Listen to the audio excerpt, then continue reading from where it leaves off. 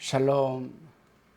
오늘은 시편 49편 1절로 20절의 말씀을 가지고 자기의 신앙 고백이라는 주제로 묵상한 것을 나누어 봅니다.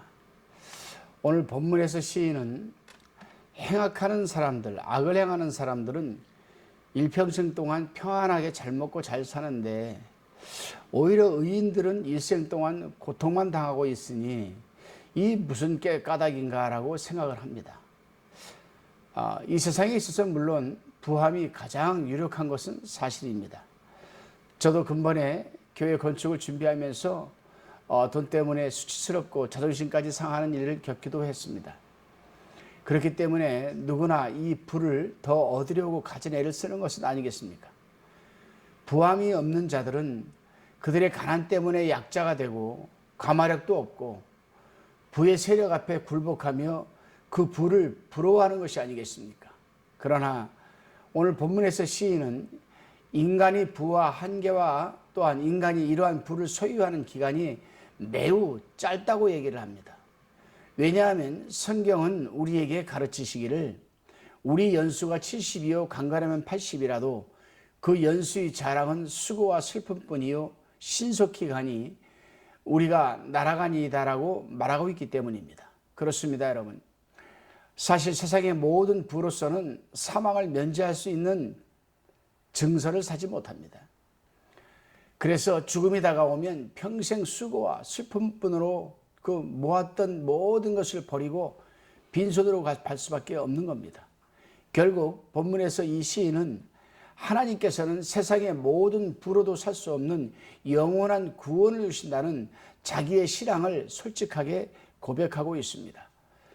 저는 이 시편 49편을 읽고 묵상하면서 누가복음 16장 19절로 31절에 나오는 부자와 나사로의 이야기가 생각이 나서 말씀을 찾아서 다시 한번 읽어보게 되었습니다. 그렇습니다, 여러분. 그리스도인이라면 반드시 이 49편과 연동하여서 부자와 나사로의 이야기의 말씀을 읽으면서 도덕적 교훈을 배워야 하고 경제관이 다시금 정립되어야 합니다. 이제 본문 1절로 4절의 말씀을 나누어 봅니다. 시인은 세상 만민들에게 들으라고 호소를 합니다. 왜냐하면 여기에서 다루어지는 문제는 세상 만민에게 관계되는 보편적인 것이기 때문입니다. 사실 기독교의 이 재물에 대한 문제는 사람들이 흔히 생각하는 대로 부자에 대한 문제뿐 아니라 가난한 자에 대해서도 주요한 문제이기도 합니다. 하나님께서 우리의 필요한 것을 다 간섭하신다는 그런 믿음이 없는 것은 빈부의 차가 없이 다 중대한 문제입니다. 예를 든다면 사도 바울이 말한 돈을 사랑함이 일만하의 뿌리가 된다고 한 것은 부자에게나 가난한 자에게나 다 관계되는 말이기 때문입니다. 그러기에 우리가 금전을 사용함에 있어서 하나님 앞에 책임감을 느끼지 않는 것은 부자나 가난한 자가 다 죄를 범하는 겁니다. 왜냐하면 이런 사람은 하나님께서 만국의 왕이심을 인식하지 못하고 있기 때문에 그렇습니다. 그렇습니다, 여러분. 우리의 전통적인 격언 중에서도 개같이 벌어서 정성같이 쓰라는 말이 있습니다.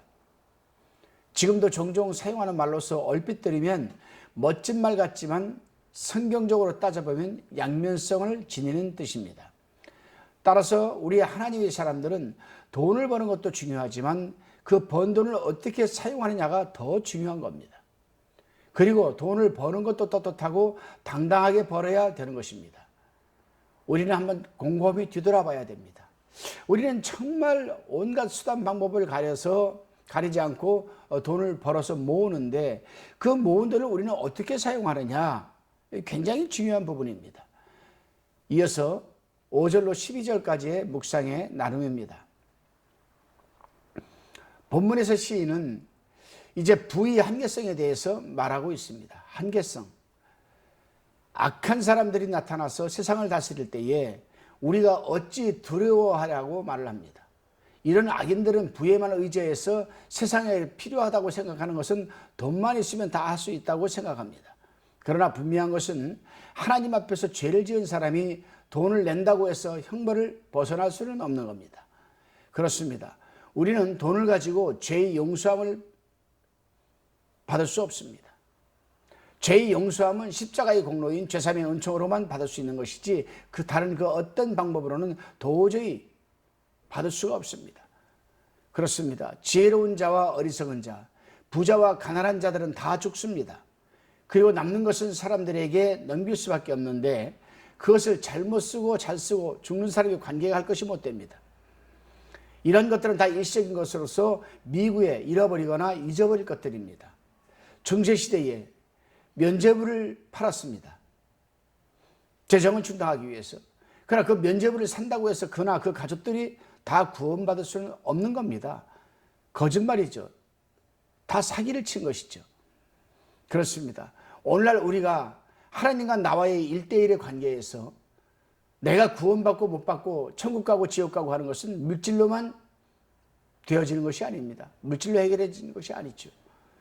오직 우리 주 예수 그리스도께서 십자가에 필려 죽으시고 돌아가시고 우리를 구원하신 죄사함의 은총과 구속의 은혜만이 우리가 구원받을 수 있음을 믿으시기 바랍니다. 다시금 본문 13절로 15절까지의 말씀입니다. 하나님 없이 사는 부자들의 운명에 대한 말을 하면서 이 시인은 하나님의 구원에 대한 약속을 지금 굳게 믿고 있습니다. 15절에 보게 되면은 부한자들이 살 수 없는 구원을 하나님께서는 값없이 은사로 주신다라고 지금 말하고 있습니다. 맞는 말이죠. 그렇습니다. 그 어떤 것으로도 살 수 없는 구원, 이것은 오직 하나님의 선물로만 주어지는 것입니다. 그래서 에베소서 2장 8절에 보게 되면 너희가 그 은혜를 인하여 믿음으로 말미암아 구원을 얻었나니 이것이 너희에게서 난 것이 아니요 하나님의 선물이라고 말하고 있습니다. 그러기에 우리 하나님의 사람들은 더욱 겸손하고 감사한 마음과 믿음으로 살아가야 할 것입니다. 이어서 16절로 20절까지의 말씀을 살펴봅니다. 본문을 기록한 시인은 부한 자가 그의 부를 죽음의 땅으로까지 가지고 갈 수 없다는 것을 분명히 밝히고 있습니다. 시인은 5절에서 내가 어찌 두려워하라고 하였습니다. 그런데 16절에서는 너는 두려워 말쩌다라고 말을 합니다. 왜냐하면 부로서 얻은 영향력이나 세력은 죽음에 이르러 모든 소유물을 버리게 될 때에는 한 가지로 다 없어지기 때문입니다. 20절에 보게 되면은 존귀에 처하나 깨닫지 못하는 사람은 멸망 중에 멸망하는 짐승 같도다라고 했는데 이 말은 신앙생활 차원에서 짐승과 같은 사람이 부자라는 말이 아닙니다. 하나님 없이 살며 이 세상의 물질적인 낙을 즐기는 것 외에는 다른 어떤 고상한 목적을 가지지 못한 그런 부자를 의미하는 겁니다. 그렇습니다, 여러분. 부자와 가난한 자가 다 구원받을 수도 있고 멸망받을 수도 있습니다. 구원은 부하나 가난하냐 그런 관계가 있는 것이 아니라 그 마음속에 참 믿음이 있고 모든 정성을 다해서 그리스도를 섬기면 구원을 얻게 되는 것입니다. 그러므로 하나님의 사람들은 돈을 더 모아보려는 욕심이 우리의 심령 속에 있는 그리스도의 사랑과 대치되지 않도록 힘써야만 합니다. 오늘 하루도 그 한 날이 되시기를 주님의 이름으로 부탁드립니다. 기도드리시겠습니다. 주님, 우리 인생이 70이요 강간하면 80인생일지라도 모든 세월이 수고와 슬픔뿐이라 했습니다. 죽을 때는 빈손으로 가는 것을 깨닫게 해주시고 하나님 앞에 갔을 때의 상황을 늘 기억하며 살게 도와주옵소서. 돈이 나쁜 것은 아니에요. 그 돈을 어떻게 사용하냐가 중요한 것이지 돈을 벌면서도 욕심이 어두워 우리 마음속에 있는 주님의 사랑과 대치되는 그런 삶 살지 않도록 붙들어 주시옵소서. 감사드리며 예수님의 이름으로 기도드리옵나이다. 아멘.